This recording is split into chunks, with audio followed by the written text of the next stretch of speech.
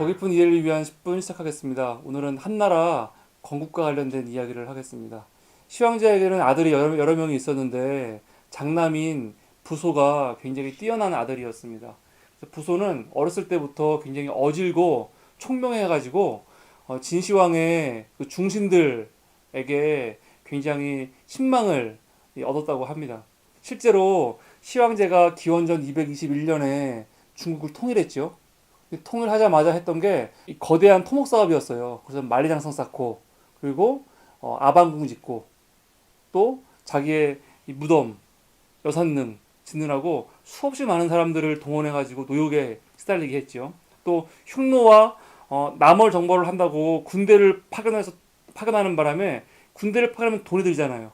그러니까 조세의 부담 또 부역의 부담이 있기 때문에 백성들이 굉장히 힘들었습니다. 그 거대한 중국이 하나로 통일되었지만 백성들의 고용은 더 커지는 거죠. 더군다나 진나라는 법이 너무 엄해가지고 백성들이 항상 원성을 살 수밖에 없는 구조였죠. 그러면서 가장 큰 진시황의 포갑 정치 대표적인 거 두 개 둘러가라면 그게 바로 분서와 갱도거든요. 그래서 기원전 213년에 당시 승상이었던 이사의 건의로 책들 중에서 뭐 진기나 의학, 복서 그런 실용적인 책들을 제외한 모든 책들은 다 태워버리게 합니다. 우리가 보통 오해하는 게 진시황이 분서를 시켰다고 생각하잖아요. 맞죠? 진시황이 분서 시킨 거니까. 근데 진시황이 왜 시켰냐? 그 밑에 있던 신하인 이사의 조언을 받아가지고 시킨 거예요. 이사. 이사는 누구예요? 순자의 제자예요. 육아의 맥을 잇는 법가로 분류되지만 육아의 맥을 잇는 정통 학자라고요. 학자가 이런 짓을 시킨 거예요. 그러니까 이사라는 사람이 얼마나 그렇죠. 뭐 뛰어난 사람이긴 해요. 진시황을 도와갖고 중국을 통일시킬 정도로 능력 있는 사람이니까. 그런데 이런 면에서 보면 되게 안타깝죠. 본인이 육아이고 스승이 순자인데 그런 사람이 진시황을 통해 갖고 분서의 일을 시킨 거예요. 분서의 일을. 그 이듬해에 노생과 후생이라는 방사, 도사예요. 그 사람들이 되게 많은 재물을 사치해서 시황제를 부덕을 비난하고 나서 막 도망을 친 사건이 있어요. 이 사람들은 유가들이 아니거든요. 그런데 시황제가 그 사건으로 인해서 분노해서 그 화풀이를 유생들에게 해요. 그래서 유생들 약 460명을 산채로 구덩이에 묻어서 죽여버리죠. 이거를 뭐라고 해요? 갱유라고 하는 거예요. 갱유. 이 두 사건, 분서와 갱유가 굉장히 큰 사건이란 말이에요. 근데 그때 이 아버지한테 이거는 잘못된 거라고 강하게 항의한 사람이 바로 장남이었던 부소예요. 부소. 신하들은 감히 못하지 그렇게. 그때 그럼 진시황이 그냥 죽였어요. 그 성격에. 근데 아들이 그렇게 강하게 했다고요. 그러니까 이 아들은 기본적으로 소양이 된 아들이지. 그러니까 하지만 진시황이 얼마나 화가 나겠어요.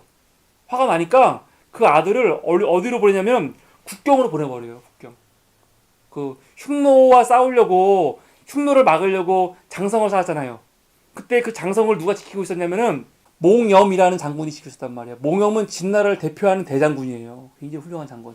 그래서 어떤 사람들은 진시황이 자기 아들을 전방으로 보낸 거는 화가 나가지고 마치 유배 보내듯이 보낸 거다 보는 사람이 있는데 또 어떤 사람들은 그건 유배가 아니고 진시황이 처음부터 그 아들을 욕은 하면서 너가 날 감히 비판해? 화는 나지만 그러면서도 아 너야말로 정말 제왕의 재질이 있구나 이거를 알았다는 거지. 그래서 그 전방에 보낸 이유가 제왕의 훈련을 위해서. 더군다나 거기에 누가 있어요? 몽염이 있잖아. 몽염은 진나라 최고의 장군이니까요. 그래서 몽염과 엮어주는 거 아니에요. 그럼 감히 누가 나중에 부소가 왕이 됐을 때 부소한테 함부로 할 수 있겠어요. 그래서 이게 보여줬다는 거예요, 이렇게. 근데 거기서 부소가 몇 년간 있는 거죠. 그때가 213년쯤 된단 말이에요. 근데 진시황이 언제 죽냐면 210년에 죽어요. 3년 후에. 3년 후에 중국을 순회하는 중에 죽는 거예요. 진시황은 총 인생에 5번 정도 중국을 순회했거든요. 전국토를. 대단한 사람이죠, 그러니까. 근데 이때도 중국을 순회하다가 사구에 이르렀을 때 병에 걸려갖고 갑자기 죽어요. 자기가 죽을 걸 알고 자기 옆에 있던 승상, 이사와 환관, 조고 두 사람을 불러서 유서와 옥새를 넘긴단 말이에요. 그래서 이 유서와 옥새를 누구한테 주라는 거예요? 장남인 부소에게 주라는 거죠. 그러니까 진시황은 처음부터 아들에 대한 마음이 있었던 거죠. 장남에게. 또 적자니까 당연한 거죠. 그런데 이 승상과 조구가 둘이서 짜고 진시황의 죽음을 숨겨요. 숨기고 수도까지 와서 거기서 진시황의 18남 호예라는 정말 허수아비 같은 자기들이 마음대로 할 수 있는 그 아들을 유서를 조작해가지고 황희에 앉히는 거예요. 그리고 나서는 전방에 있는 큰아들이 문제가 될 거 아니에요. 큰아들한테 가짜 명령을 보내는 거죠. 자결하라고. 아버지의 명령이라고. 진시황의 명령이라고. 근데 모겸이 그걸 보고 이거는 아무래도 이상하다. 그랬단 말이에요. 이 부분이 참 아까운 부분이에요. 왜 덕이 있고 훌륭한 아들들은 이렇게 융통성이 없는지 모르겠어요. 아버지의 명이라면 이제 그걸 따라야 된다는 거예요. 그래서 자살을 했어요. 부소가. 모겸이 이렇게 말렸는데. 차라리 좀 알아보고 했으면은 뒤집는 건 어렵지 않거든요. 왜? 몽윤 장군이 옆에 있는데 뭐가 어렵겠어요? 근데 결국 자살하고 몽염은 결국 체포돼서 감옥에 있다가 스스로 목숨을 끊어요. 몽염도. 그러니까 이게 아까운 거죠. 만약에 부소가 제2황제가 됐으면은 진나라의 수명이 아마 더 길었을 거예요. 이렇게 단명하진 않았을 거예요. 아마. 하여간 시황제가 죽고 나서 전국에서 마치 기사를 따른 듯이 농민 봉기가 일어납니다. 대표적인 게 진승과 오강의 난이에요. 이건 굉장히 중요한 난이에요. 중국 역사에서. 왜냐하면 중국 최초로 농민들이 일으킨 봉기예요. 농민들이. 리더가 귀족이나 제후가 아니고 농민들 스스로 일어난 봉기. 이게 진승과 오강의 난이거든요. 홍경래의 난이 왜 중요하다고 했어요? 홍경래의 난은 홍경래가 주도한 거잖아요. 홍경래는 근데 뭐 어떤 사람이에요? 관리가 아니에요. 평민이에요, 평민. 장군이 아니라고. 조선시대 그 앞에 있던 모든 반란은 다 장군들이 일으키는 반란이었어. 장군들이. 이성계도 마찬가지고요. 이시애 같은 사람들도 그렇고 다 이징옥 장군들. 그런데 홍경래는 일개 평민, 관직이 없는 사람이 반란을 일으킨 거거든요. 홍경래를 기점으로 조선도 밀란이 나뉘는 건데 진승 오강의 난도 무슨 귀족이라든가 대단한 관리가 아니라 농민들이 일으킨 봉기라고요.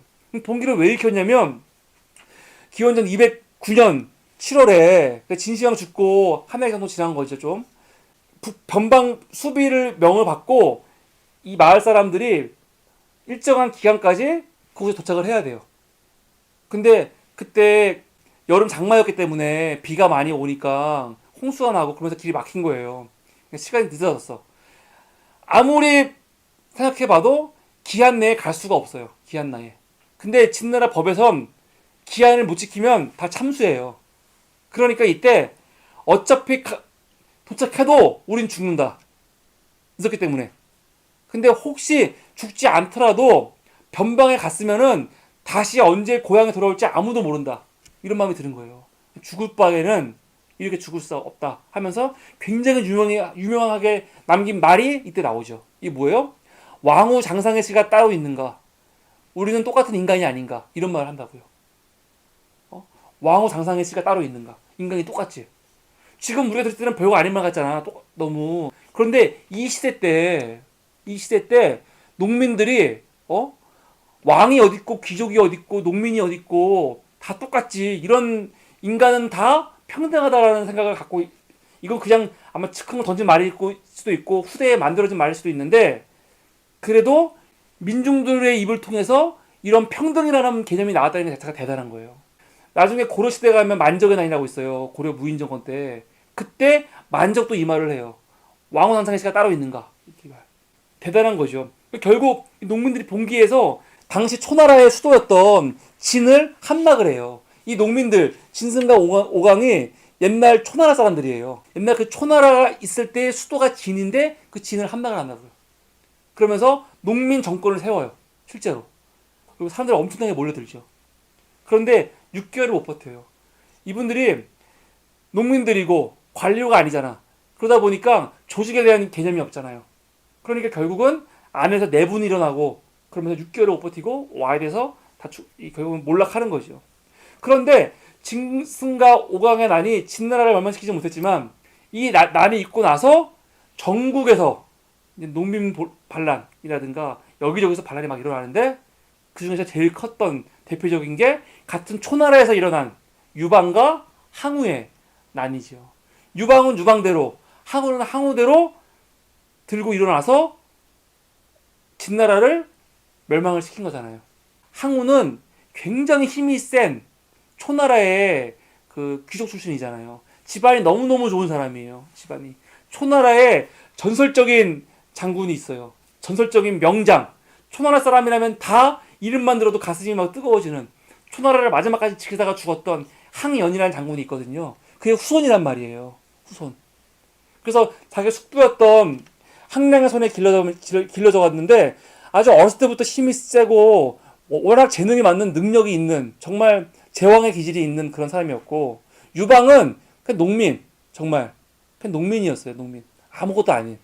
다만 성격이 너무 좋아가지고 이상하게도 사람들이 그 주변에 모여드는. 그러니까 출신 성분으로 말하면 비교가 안 되죠. 근데 항우가 그 삼충과 같이 반란을 일으킬 때 우리 초나라의 다시 재부흥을 위해서 우리가 일어났다 했을 때 초나라 왕이 없는데 사람들 따르겠어요? 옛날 그 시대에. 그러니까 초나라 왕족이었던 심이라는 사람이 있는데 그 심을 초나라의 왕으로 세우죠. 이게 회왕이에요. 회왕. 그리고 그 회왕 밑으로 본인들이 들어가서 이젠 진나라 토벌을 삼는 거예요. 그러니까 유방도 근데 초나라 사람이잖아요. 그러니까 유방도 결국은 회왕 밑으로 들어오죠. 그러니까 회왕을 세우는 게 중요한 이유는 뭐냐면, 회왕을 세우니까 모든 초나라 사람들이 다 들어올 거 아니야. 항우 세력, 유방 세력부터 다 이런 식으로. 그러니까 그때 회왕이 어떤 말을 하냐면 장군들을 독려하면서 함곡간, 그러니까 진나라의 수도에 들어가려면 함곡간을 넘어야 돼요. 이 함곡간이 제일 넘기 힘든 곳이거든요. 여기를 넘어서 관중을 평정하는 사람을 그곳에 왕으로 세우겠다 약속을 해요. 그래서 결국 항우와 유방이 어차피 부대가 다르니까 항우는 북쪽으로 해서 유방은 남쪽으로 해서 먼저 점령하는 사람이 왕이 되는 거예요.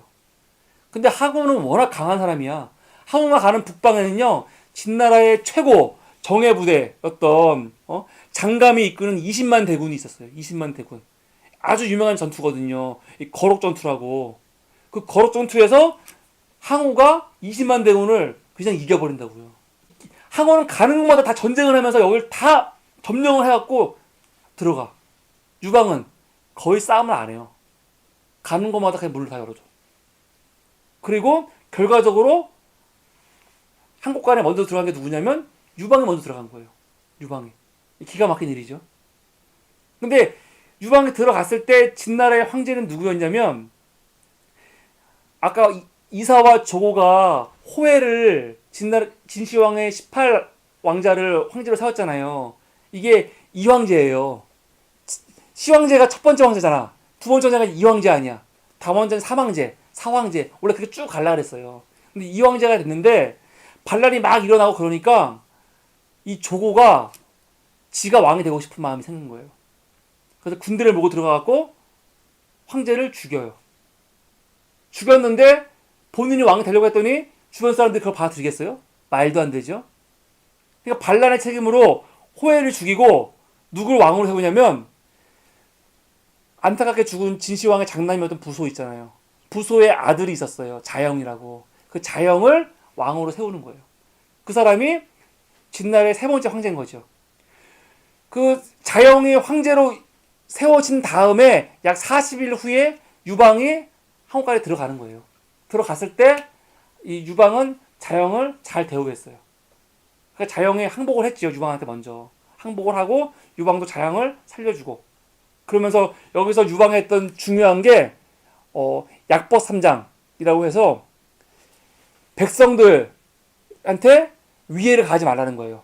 백성들을 살해하는 자는 죽일 것이고, 다치게 하는 사람도 죽일 것이고, 도둑질을 하면 죽일 것이다. 이게 되게 중요한 게, 이건 지금도 마찬가지인데 전쟁이 일어나잖아요. 그럼 약탈이 일어난단 말이에요. 당시 군사들은요, 약탈이 되게 중요해요. 전쟁을 하는 대부분의 이유 중에 하나는, 오히려 현대전은요, 군대가 들어가서 싸워갖고 정권을 정복하고 끝날 수도 있지만 이 고대 시대 때는 아니면 사실 지금도 마찬가지고 들어가갖고 약탈하는 게 굉장히 관행이었어요. 또 자기 병사나 군사들한테 그런 거를 허용해 줘야지 그 사람들도 사기가 일어날 거 아니에요. 가는 곳마다 막 강간 사건이 일어나고 다 훔치고 하는데 유방은 그걸 못하게 한 거예요. 한국관에 있던 백성들이 얼마나 좋아하겠어요. 오히려 진나라 황제가 있고 조고 같은 놈들이 있어갖고 더 힘들었는데 유방에 와갖고 오히려 이건 해방군이야. 해방군 점령군이 아니고. 그러니까 백성들도 유방을 막 환영했고 너무너무 좋았죠. 그런데 얼마 후에 항우가 왔죠. 항우가 와서 유방이 먼저 들어간 걸 안 거예요. 너무너무 화가 났죠. 엄청나게. 사실은 약속대로 한 건데 약속대로 먼저 왔으면 유방이 차지해야 되는데 항우는 이거 갖고 굉장히 분노했어요. 그때 항우의 군대가 40만, 유방의 군대가 10만이었어요. 싸우면 이건 도저히 게임이 안 되는. 그때 항우가 바로 유방과 싸운 게 아니고 홍문이라는 곳에다 진을 쳐요. 홍문이라는 곳에 진을 치고 여기서 대기를 해요. 그러면서 유방을 부르죠. 이게 뭐냐면 홍문이라는 곳에서 유방을 부르는데 유방이 걱정이 되는 거예요. 가야 되나 말아야 되나. 갔다간 그냥 죽을 게 뻔하거든요. 거의. 근데 안 갔다가는 전쟁에 일어나도 죽어요. 어차피. 그러니까 유방이 가는 거죠. 자기 부하장수 번쾌라는 자기 동생이 있어요. 의동생. 마치 삼국지의 장비 같은 싸움을 잘하는 데리고 가갖고 내가 여기를 차지한 게 아니고 형님이 오시면 다 드리려고 준비하고 있었다. 그런 식으로 다 갖다 바치는 거예요. 이게. 근데 그때 이 항우한테는 굉장히 머리 좋은 신하가 있었어요. 범증이라는. 범증. 마치 제갈공명 같은. 근데 범증은 처음부터 유방을 반드시 죽여야 된다 생각했어요. 반드시 죽여야 된다. 그래서 항우한테 계속 얘기했어. 유방이 오면 반드시 꼭 죽이십시오. 꼭 죽이십시오. 그래서 항우도 죽인다고 했죠. 근데 결국 결과적으로는 못 죽여요. 그냥 기분 좋게 하고 보내는데 그래서 범증이 너무너무 안타까워하죠. 그래서 이 사건, 이 유방이 홍문에 가갖고 같이 술을 마시는데 항우가 안 죽이려고 하니까 범증이 자기 부하장수를 시켜갖고 칼춤을 추게 하면서 딱 죽이려고 하는 거를 번쾌가 보고 자기도 같이 칼춤을 추겠다면서 여기 들어가서 둘이서 막 칼싸움을 하는 거예요. 사람들은 근데 그게 춤인지 아는데 사실은 엄청 사기가 도는. 근데 번쾌가 그때 엄청 무서웠거든요. 이제 목숨 걸고 들어가갖고 하는 거 아니에요? 이 장면. 근데 나중에 항우가 이게 뭐 하는 시냐 그러면서 이제 결국은 흐지부지 돼갖고 살아난 사건인데 이게 홍문의 회예요.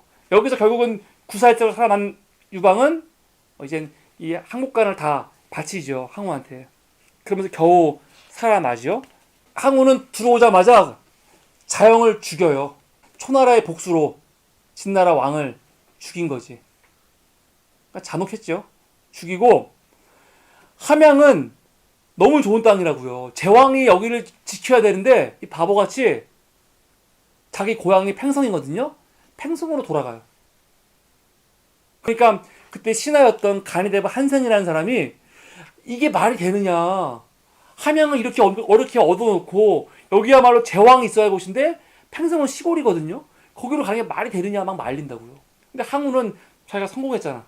성공한 모습을 자기 고향 사람들이 보여줘야 되는 거예요. 이걸 뭐라고 해요? 금이환양.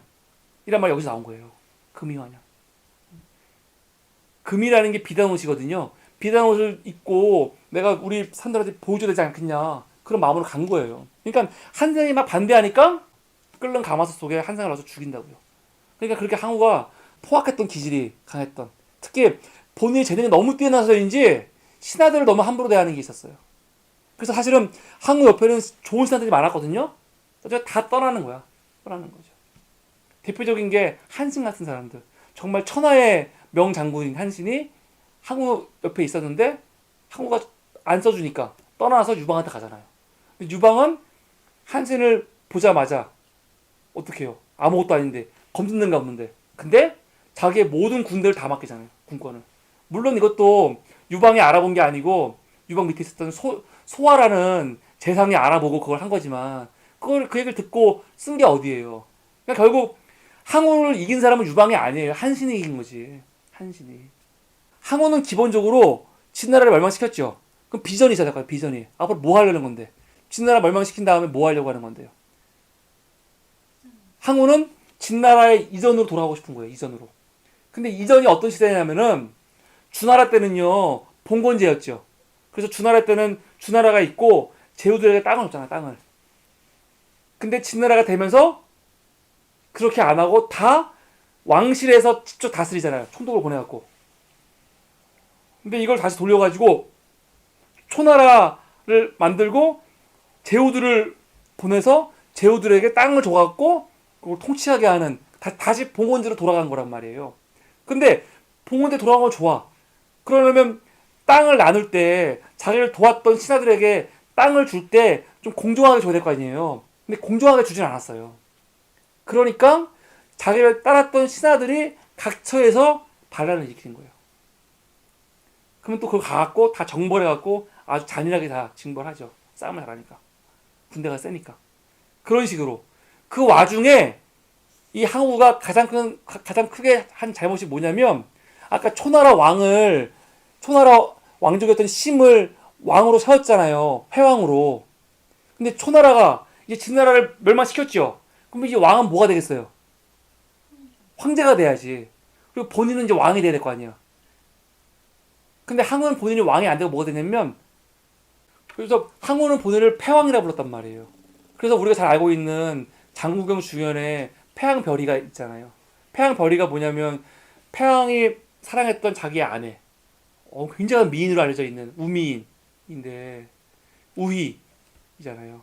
그 패왕과 희의 마지막 이별을 노래한 게 패왕별이거든요. 아주 유명한 이거죠. 근데 그 패왕이 황제로 세운 그 초나라 왕족 심을 회왕으로 삼았죠. 그 사람이 황제가 되면서 의제가 돼요. 근데 그 황제를 죽여요. 황제를 죽이는 순간 패왕은 뭐가 되는 거예요? 역적이 되는 거야, 이제. 모든 사람의. 그래서 유방이 이걸 명분으로 본인이 군사를 일으켜갖고 이제 항우와 싸우는 거죠. 결과적으로는 유방이 이기는 거죠. 한 3년간의 싸움에서 결국 항우가 워낙 힘이 대단했지만 유방이 이긴다고요. 그 옆에 있던 명장이었던 한신의 도움으로. 가능했던 이유는 유방한테는 너무너무 뛰어난 신하가 3명이 있었어요. 한 명은 장량, 자방이라고 하는 장량이라고 하는 책사, 머리가 좋은 군사가 있었고, 또 한 명은 대장군 한신, 또 한 명은 소화라는 재상인데 그 사람은 행정을 너무 잘하는 사람이에요. 그래서 이 유방이 싸움하고 나갔지만 그 뒤에서 국가 운영을 너무 잘하니까 군대가 떨어지건 양식이 떨어지건 그럴 때마다 돈이건 물자건 군사건 그때마다 다 보내주는 거죠. 그러니까 싸움을 할 수가 있는데 항우는 그런 게 없었어요. 그러니까 결국은 유방이 이기는 거죠. 마침내 해하에서 항우 군대가 있고 그 주변 군대를 유방의 군대들이 다 둘러쌌거든요. 그러면서 거기서 막 노래를 불러요. 초나라 노래를. 그래서 그걸 뭐라고 하면 사면초가라고 하거든요. 일부러 싸우지 않고 아내를 동요시키기 위해서 둘러싸고 노래를 부르게 한 거예요. 초나라 노래를. 그래서 다 고향을 그리워하게 하고 그래서 다 도망가고 그래서 이걸 사면초가라고 하거든요. 그러니까 내가 뭔가 되게 어려운 상황에 처했을 때 사면초가라는 말 쓰잖아요. 이게 다 여기서 나온 말이에요. 사면초가. 그래서 항우가 결국은 비통한 심정으로 여기서 불렀던 아주 유명한 노래가 있잖아요. 이걸 해아가라고 하는데 이건 중국 문화에서도 아주 유명한 거예요. 힘은 산을 뽑고 기세는 천하를 덮었건만 때가 불리했도다. 추도 달리지 않는구나. 추는 항우의 말을 말하는 거예요. 오추마. 추가 달리지 않는데 어찌하랴. 우여 너를 어찌한단 말인가. 여기서 우는 우미인, 우희, 부인을 말하는 거죠. 이걸 이렇게 해놓고 결국은 이 포위를 뚫고 아주 극적으로 달아나요. 그래서 자기 고향까지 가. 강 건너면 고향으로 도망갈 수가 있어요.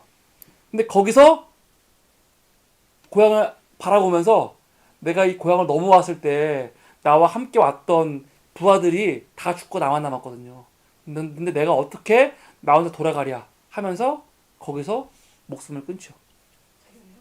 목숨을 자결하죠. 자결하면서 그때 한나라 사람들이 있었을 거 아니에요. 항우 목에 엄청나게 상금이 컸거든요. 그러니까 그 자기를 둘러쌌던 한나라 병사 중에 자기의 고향 친구가 있었어요. 여마동이라고. 그 친구를 불러다가 자기 목을 추죠. 그때 항우 나이가 32살. 예. 32살. 너무 아까운 나이. 그러니까 항우에 대해서 비판하는 게 많이 있는 게 뭐냐면 항우는 고난을 감당하지 못하는 사람인 거야. 항상 성공하는 사람이었거든요. 실패가 없는 사람이에요. 항우는요. 유방하고의 싸움에서도 사실은 거의 진 적이 없어요. 마지막에 한 번 진 거야. 마지막에. 그러면 유방 같았으면은 이렇게 도망갔잖아요. 그러면 고향 돌아가서 아마 재기했을 거예요. 근데 항우는 못 돌아가는 거예요. 그게. 나 부끄러워서. 그냥 죽는 거지. 그러니까 이렇게 너무 금수저. 항우는 정말 금수저거든요. 귀족 집안으로. 너무너무 탄탄대로. 능력도 있고 본인이. 그러니까 이런 어려움, 힘겨움을 견디지 못하는 거죠. 근데 유방은 아까 홍문지회에서 봤지만 엄청 비굴하게 자신을 낮췄거든요. 그래서 목숨을 구걸한 거예요. 살아갖고 결국은 본인이 이긴 거죠. 결국 이렇게 항우가 죽고 유방이 기원전 202년에 승자가 돼서 마침내 제위에 올라 한 왕조를 세우지요. 그래서 그 사람을 우리는 한고조라고 부릅니다. 한고조 유방이죠. 유방이 황제가 되고 했던 유명한 말이 있습니다. 나는 장량처럼 교묘한 책략을 쓸 줄 모른다. 나는 소화처럼 행정을 잘 살피고 군량을 제때 보급할 줄 모른다. 나는 병사들을 이끌고 싸움에서 이기는 일은 한신을 따를 수 없다. 그러나 나는 이 세 사람을 잘 쓸 줄 안다. 반면에 항우는 범증 한 사람조차 쓰지 못했다. 이것이 내가 천하를 얻고 항우가 얻지 못한 이유이다. 항우한테 아까 말했잖아요. 범증이라는 사람이 있었다고. 너무너무 뛰어난 사람이었거든요. 항우가 아버지라고 불렀어요. 범증을요. 그런데 중요한 일이 있을 때 범증 얘기를 안 듣는 거예요. 계속. 그래서 나중에 너무 화가 나고 범증이 항우를 버리고 고향으로 돌아갔단 말이에요. 그리고는 화병으로 죽어요. 너무 안타깝죠. 근데 유방은 본인 자체는 능력이 없었지만 사람들의 귀를 귀담아 듣고 말을 귀담아 듣고 그걸 수용하고 그런 게 굉장히 뛰어났던 사람이에요. 그래서 결국 이렇게 해서 패자가 된 거죠. 진시황이 그렇게 어렵게 나라를 통일했지만 15년 만에 망했잖아요. 근데 사실 진시황의 꿈을 누가 이뤘냐면은 유방이 이룬 거예요. 왜? 유방이 만든 그 한나라는 이후 400년간 장구한 통치를 통해서 그 진시황이 꿈꿨던 제국의 꿈을 현실에 실현한 거는 바로 유방인 거죠. 그래서 중국은 그렇게 한나라의 시대가 되는 거고 번영의 시대가 되는 거고 이와 동시대 때 유럽은요.